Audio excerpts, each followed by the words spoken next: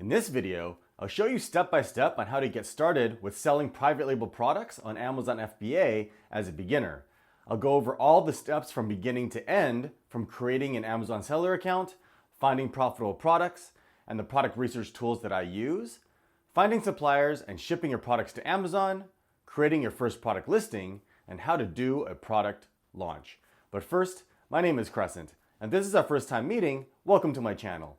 My passion is sharing tips and strategies on how you can create a successful Amazon FBA private label business. So if you enjoy videos like this, or especially if you've been around my channel, consider subscribing. All right, let's get started. All right, so the first thing you want to do is create an Amazon seller account. It's often asked when you should create the seller account, and in my recommendation, you want to create it right away before you even do product research. And this is because Amazon has stipulations on who can sell in the Amazon marketplace. So by creating an Amazon account early, you can determine if you're even allowed to sell on Amazon. Amazon has strict guidelines on where you need to live in order to sell on Amazon, as well as be able to accept disbursement payments through your bank account. Therefore, if you don't live in an approved country, you can't sell on Amazon.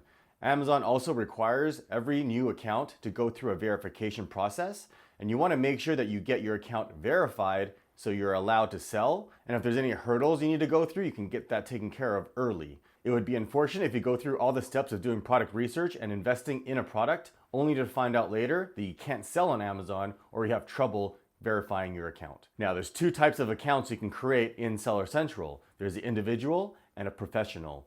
And I recommend always going with the professional account. That costs $39.99 per month. And a lot of beginners worry that this is an added cost that you don't need to incur if you don't have anything to sell just yet. But in my opinion, you need to set this up early so that you can have access to Seller Central with all of the selling features, so you can get accustomed to how to use these features, and so that you have access to these options such as pay-per-click campaigns and running promotions. The individual account, you don't have access to these features. Now, one benefit here is that if you don't have any inventory and you haven't sold anything, at the end of every month, you can contact Seller Central and get that $39.99 fee reimbursed. Now, a common question is whether or not you need to have registered business in order to sell on Amazon, and the answer is no. If you live in the US, you can start selling on Amazon simply by using your social security number. Now, if you do have a registered business, you'll need to go the extra step of getting an EIN, which is an employee identification number. And it's a super simple process. You can get your EIN through the irs.gov website, which only takes a few minutes, and you'll get your EIN number usually within 24 hours. Additionally, if you haven't registered a business, you probably don't have a name to operate under. If you do have a registered business, you can create your seller account using your registered business name. Otherwise, you can just make up a name to operate under on Amazon as your store name. It can be something as simple as just your name, or if you're creative, you can make up a name, and you can always change it later if you change your mind. And don't worry, if you decide to register a business later on, you can always change that in your account settings in Seller Central. One thing to note, in order to receive your disbursement payments from Amazon, you also need to have a bank account from one of the countries on this approved list. If you don't, you can use a service from Payoneer.com. And whether you have a registered business or not, you're going to have to come up with a brand name and logo. And this is because to sell private label products, you're going to want to put your brand name and logo on your product since you're going to be the manufacturer. Now, if you don't have a logo or if you're not creative enough to create one on your own, you can find freelancers that offer this service on a website called Fiverr.com or on Jungle Scout's Jungle Market. Now, once you have your seller account set up and verified, you can move on to the next step, which is product research. And this is the most important part of the entire Amazon FBA private label process, because if you don't find a good product during the product research phase, no matter what you do in the later steps, your product will not sell well. So it's important that the product ideas that you find meet specific product research criteria so that they have the most potential for success. So before you do product research, the most important step you need to do is planning. And this is a step that a lot of beginners forget. Putting together a plan will give you specific targets for you to aim for while you're doing product research, such as the sales velocity that you need, as well as the profit margin you need to hit to reach your profit goals. Now, I have videos on this specific topic, which I'll leave links to in the video description below. Now, once you have a plan, the tool that I use to help find product ideas is Jungle Scout. And Jungle Scout has a product database, which allows you to use filters to find products that meet the criteria that you determined during your planning phase. So for example, if you take a look at the Jungle Scout database, allows you to enter filters here to find products that meet your specific criteria. And this is such a powerful tool for beginners because it allows you to pull up products that meet those specific criteria to give you product ideas. And I have videos that go into detail on how to use this specific tool, which I'll leave links to in the video description. Now, the second tool from Jungle Scout that you absolutely need in order to do product research quickly and efficiently is the Chrome extension. So for example, if we're looking at this can opener niche and we do a search for can opener on Amazon, if we pull up the Jungle Scout Chrome extension, you can see that it's pulled up the data for all of the listings here, including the price, the monthly sales of all of the listings, the revenue, and the review. It also gives you the opportunity score here, which is a summary of how viable this niche is. Now, when you're doing product research, it's vital that the niche passes all of the product research criteria, not just a few. And this is a mistake that a lot of beginners make. So for example, during your planning, you should have determined the minimum sales per month that you need to hit your profit goals per month. And that data will help you determine if the monthly sales you see here meets that minimum. We also determine the level of competition in a niche based on the number of reviews the top listings have here. You want to find high demand niches with low competition. As you can see here, it's showing that this niche, the can opener niche, has high demand and high competition. A low competition niche is where at least 7 of the top 10 listings have less than 75 reviews. And you can see here in a quick glance that all of the top listings here have thousands of reviews, which is why it's showing high competition here. You also want to make sure that the niche isn't brand dominated. And brand domination means you want to avoid niches where sellers have more than 3 listings in the top listings here. So for example, we can see Keebly listed here multiple times. And you also want to avoid niches where you're competing against major corporations like KitchenAid and Keebly, Hamilton Beach, Cuisinart. These are all major corporations, and I would consider it brand dominated. It's also important that you avoid products that are seasonal, meaning they sell better only during certain times of the year, such as during the winter only or only during the summer. And you can check this by looking on Google Trends. For example, if we look up can opener and change this to 5 years, you want to make sure that the graph is relatively steady year-round, meaning it doesn't sell better only during certain times of the year. Now you can see here there's a slight hump during the winter months of November and December. And in my opinion, this isn't seasonal. It just shows that it sells slightly better during winter. Perhaps people are cooking more or giving this item away as a gift. So for example, a seasonal product would be something like a pool float. You can see that it definitely sells better during the summer months. So a graph like this is seasonal. Same with Christmas lights.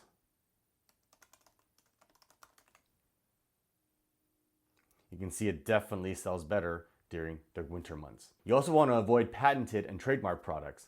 Violating someone's intellectual property is a serious offense. You can get your listing shut down, lose your investment, or in the worst case, sued. So definitely do your due diligence here so that you're not getting into a patented or trademark product. And again, I have a video on this specific topic, which I'll leave a link to in the description below. Amazon also has strict guidelines on what you can and cannot sell on Amazon. These are either restricted or prohibited products, or they fall under a gated category. Now, gated categories means that if you want to sell a product, you need to get prior approval from Amazon in order to get ungated.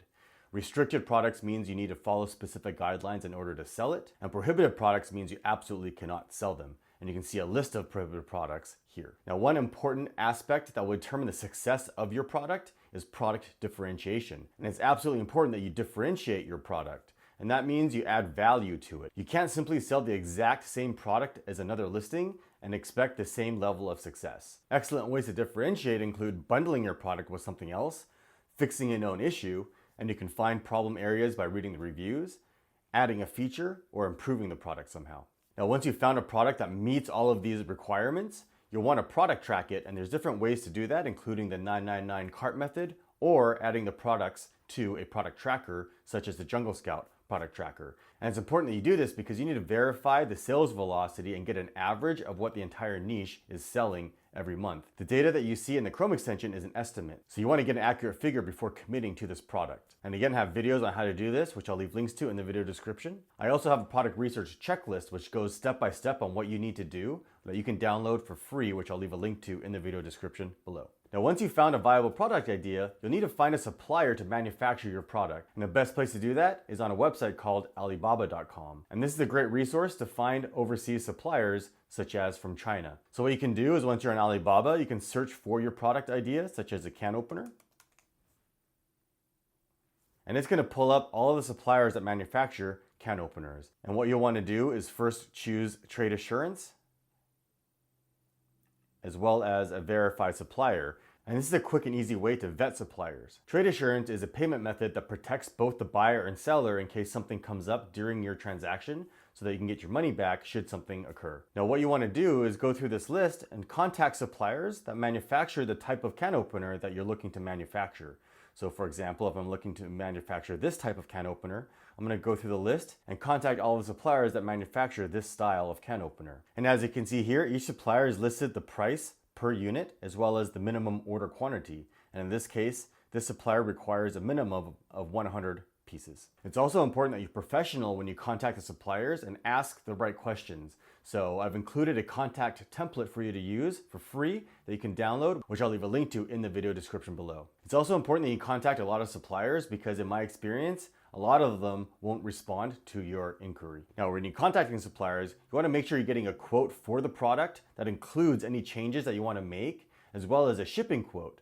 And when it comes to shipping, the easiest for you is to ask for DDP shipping. Now, there's a lot of shipping options out there, but DDP is the simplest for you because the supplier will handle all of the shipping arrangements as well as any duties. You just need to pay your supplier. So make sure you also get a quote from your supplier for the shipping costs. Once you've narrowed down your list of suppliers to the ones you think you can work with, you want to make sure you get a sample from your suppliers to verify the type of quality that they can manufacture. Samples are typically free, but they will charge you shipping, which can cost anywhere from $50 to $100 depending on the size and weight of the product. Just be aware that if you do end up going with a supplier, they'll typically reimburse you the cost of that sample. So just make sure you negotiate with them ahead of time. Another excellent way to find reputable suppliers is to use Jungle Scout's brand new supplier database tool. This tool will also allow you to find the suppliers of your competitors. Now, the supplier database is actually included for free as part of the web app subscription. So for example, if we jump onto the supplier database and we want to find a supplier for the can opener, we can type in can opener, and it's going to pull up all of the suppliers that have imported products into the US. And you can vet these suppliers based on how frequently they've imported products and who they've imported products to. So for example, if we scroll down, we can see Ford HK Limited imported 769 shipments, and to some of these top retailers such as Dollarama, Target, Butler. So this is a great tool for you to find and vet suppliers to manufacture your products. Now, once you've figured out what your costs are going to be to manufacture your products, you need to be absolutely sure that there's profit to be made by selling this product. A lot of beginners forget that the entire reason of doing this business is to make money. So if you can't earn any profit, there's no reason for you to move on with this product. And a good way to do that is to use the Amazon FBA calculator. So for example, if we're doing this can opener niche, we can pull up one of the top listings here, such as this one, and grab the ASIN, which always starts with the B0 here, and go to the Amazon FBA calculator and paste the ASIN here. Choose the product. And this is going to pull up the product size and weight for that listing. And then we can enter the price that we want to sell the product for. So for example, we want to sell it for $19.99.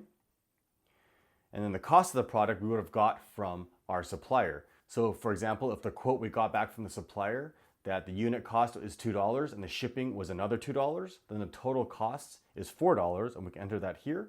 And if we hit calculate, the Amazon FBA calculator is going to break down all of the fees and give us what the profit is. So for example, we can see here that the Amazon seller fee, which is also known as the referral fee, which is 15% of your selling price, or $1, whichever is higher.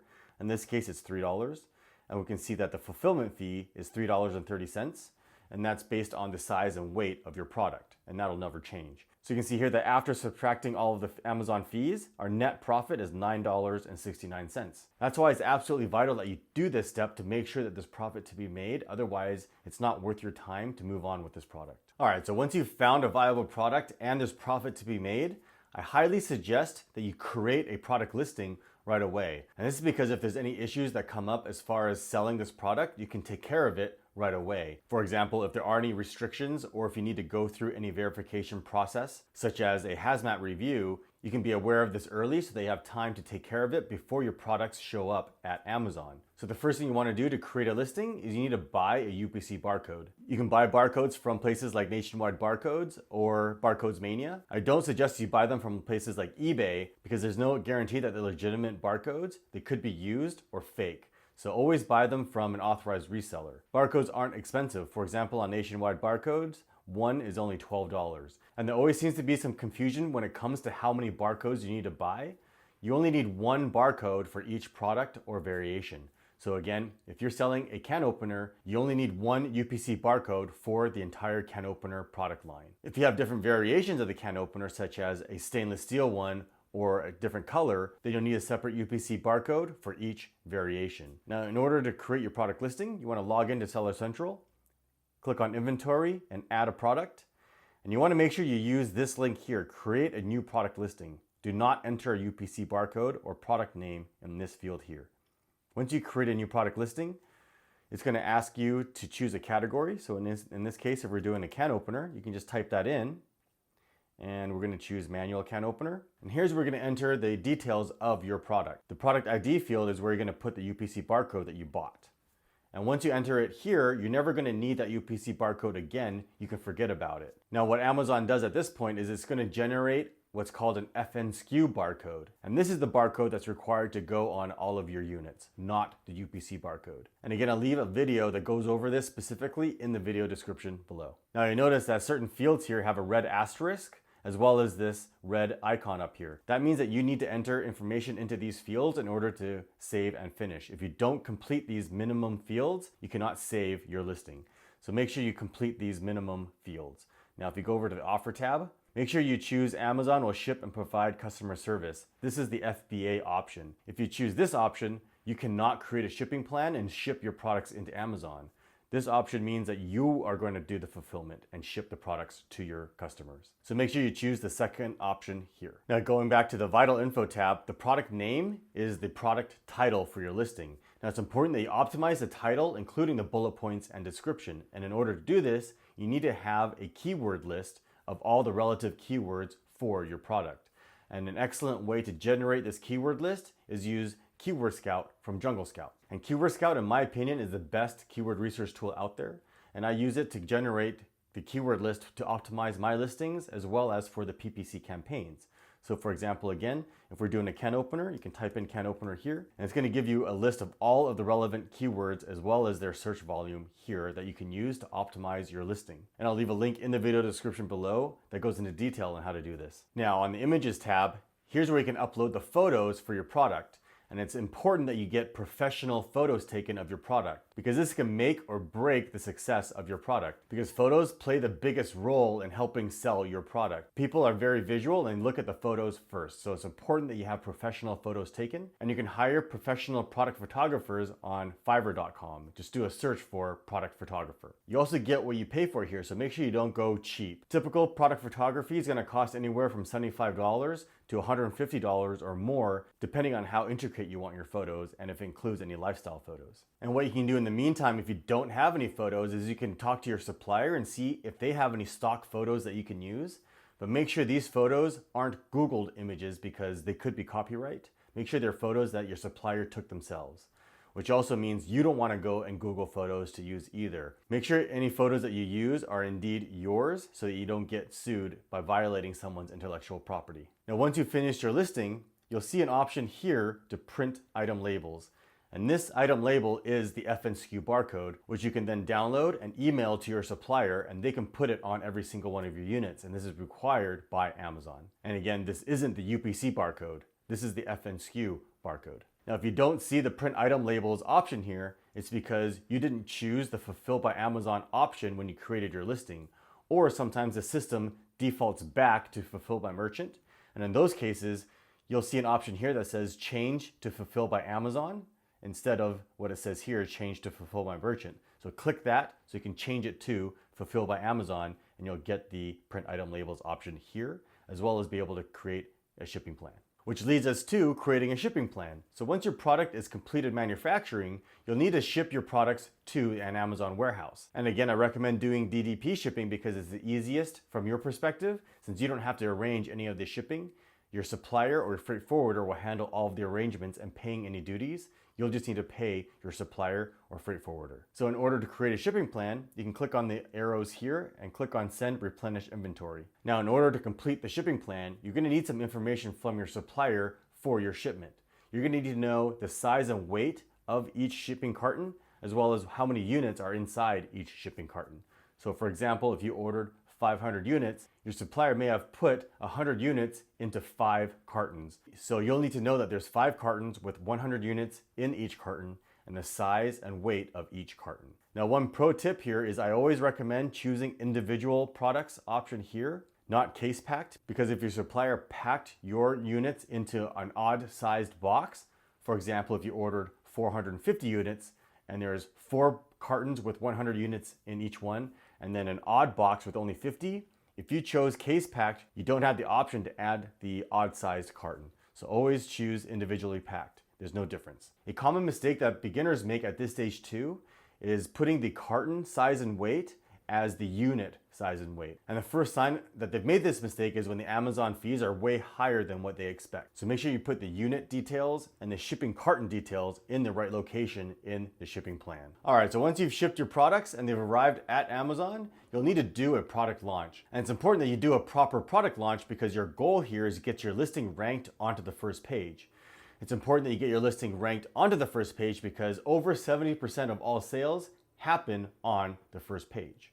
Now, in order to get your listing ranked to the first page, you need to match or beat the daily sales velocity of the sellers on the first page.